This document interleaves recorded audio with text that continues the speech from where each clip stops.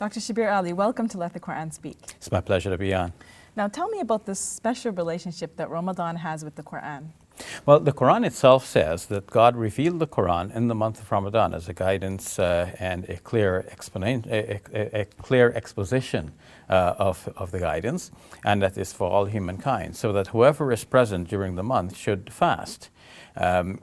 So we all know Ramadan for its special significance having to do with fasting. But according to this verse of the Quran, even before fasting comes into view, the month already has its special significance because the Quran has been revealed in that month. Mm-hmm.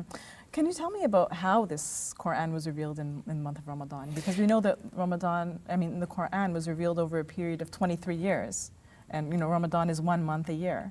So how does that work? Yes. And if you allow me, I just make a brief side note for our non-Muslim viewers who may be wondering, what's Ramadan exactly? Well, Ramadan is one of the months in the Muslim calendar that consists of 12 months. But unlike the solar calendar, which lasts for 365 days, except for a leap year, the lunar calendar lasts for 354 days. So each month is either 29 or 30 days. So the month of Ramadan is now in the summer, but each year it will recede by 11 days approximately. Mm-hmm. So eventually it'll fall in the winter. So that's Ramadan then. It's the 9th month of the Islamic calendar. So then your question, how do we account for the fact that the Quran was revealed over a period of 23 years? Mm-hmm. And at the same time, the Quran says, Inna anzalnahu fi laylatil qadr. We have revealed it on the night of power. And this has been interpreted to mean that the Quran was revealed on the night of power. So one simple explanation for this is that the initial revelation to the Prophet Muhammad, peace be upon him, was during the night of power, which is in the month of Ramadan. Mm-hmm. It's also called the night of decree or the night of determination. And that is commonly thought to fall during one of the last 10 nights of Ramadan, and most likely one of the odd nights. Some think most likely the 27th night of Ramadan. But without going so much into the details about that, the question then is about the revelation of the Quran during the month of Ramadan. So if the initial revelation took place during the month of Ramadan on a special night within Ramadan called the night of determination or power, then that accounts for the Quran's mention that God has revealed it on the night of power and in Ramadan, even though, as you rightly pointed out, we know that the Quran continued to be revealed to the Prophet Muhammad, peace be upon him, over a period of 23 years until his eventual demise. Mm-hmm. Can you tell me a little bit about that initial point of revelation, the point where the Prophet Muhammad was sitting in a cave and the angel Gabriel came to him? Yeah, the story about this initial revelation was apparently told later. Whether somebody asked the Prophet Muhammad, peace be upon him, for this detail and remembered it exactly, or Muslims thought about it carefully and they put pieces together and they realized that this is how it must have happened. This is the story as is commonly told in the oldest biographies of the Prophet Muhammad, peace be upon him, that we have on hand. So the story is that the Prophet, peace be upon him, took a certain liking for meditation. So he would go to a cave and retire for some time meditating, and when his supplies ran out, he would come back, and sometimes he stocked up and went back again. And the periods of isolation may have become longer and longer until on one such occasion he experienced the angel Gabriel coming to him and commanding him in Arabic, Iqra, which means read.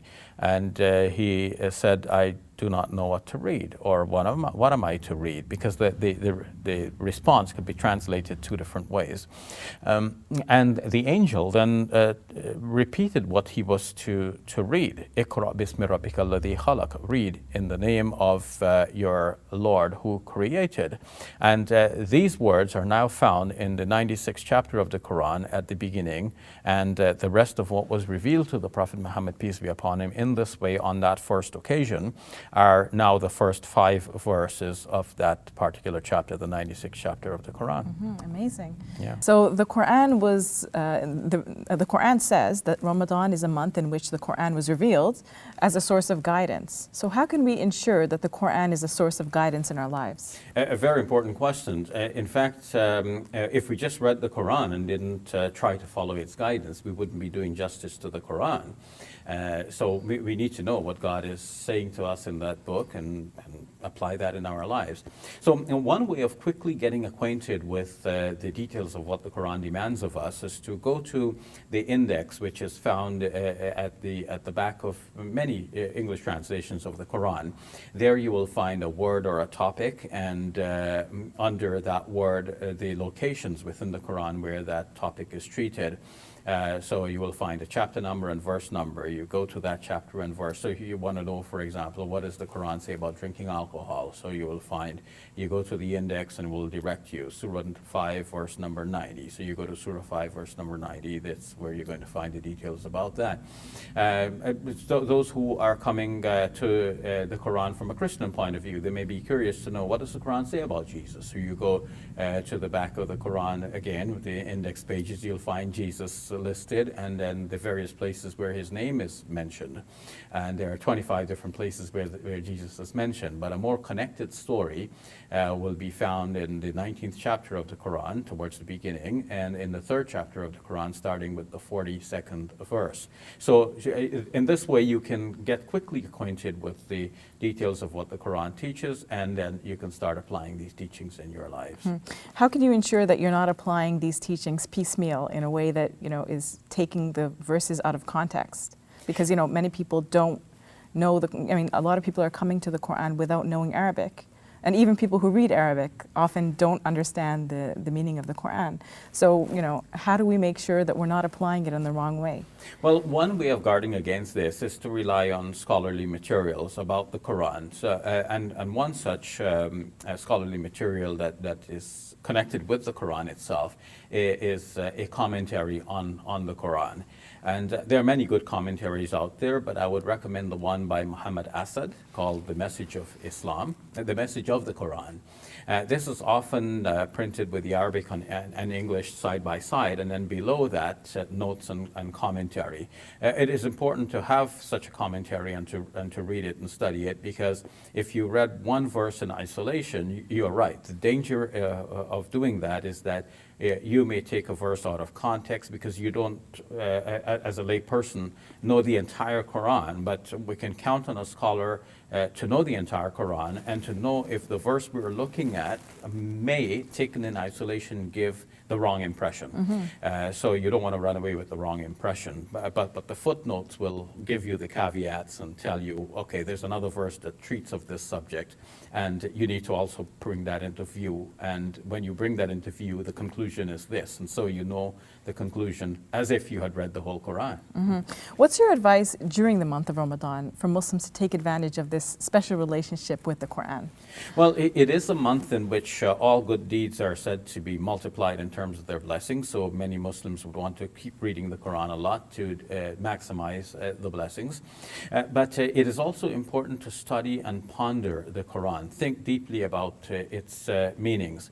And at this time, we believe that the blessings of God are not only in terms of the numbers, like you do this and you get this many these many blessings, but you are in a closer relationship with God, and you are in the best mindset to approach the Quran with devotion, and that is a far way ahead in trying to derive the meaning and understand God's purposes for us as depicted in the Quran.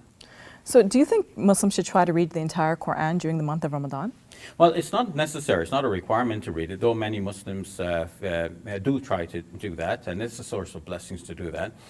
But nonetheless, it is more important to understand the Quran than to try to rush through it and read the entire book in 1 year. You can, we have a whole lifetime to ponder and think. But it's more important to think about the meanings of the Quran. The Quran itself says, أَفَلَا يَتَدَبُّرُونَ الْقُرْآنَ Will they not ponder on the Quran? So the Quran is inviting us to think about it, to ponder over its meanings. Thank you for that, Dr. Shabir. You're welcome.